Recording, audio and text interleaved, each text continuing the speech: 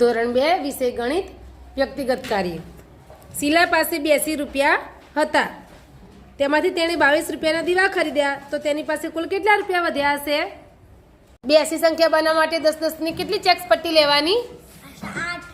અને છૂટા કેટલા લેવાના? 2. લો.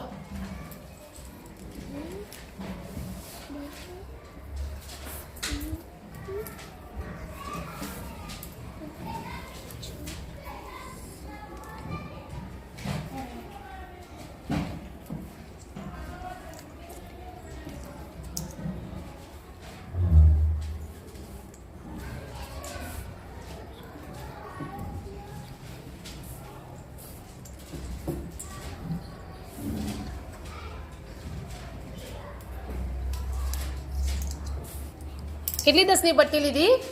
8. અને 2 છૂટા. તે કેટલી લીધી? 2 છૂટામાંથી કેટલા બાદ કરવાના છે? 22. તો 22 બાદ કરવા કેટલી ચેક્સ પટ્ટી ખસેડવાની? 2. અને છૂટા 10, 20 અને આ 2. હા, તો કેટલી વધી ચેક્સ પટ્ટી? 10, 20, 30, 40, 50, 60. તો જવાબ શું આવે? 60. સરસ.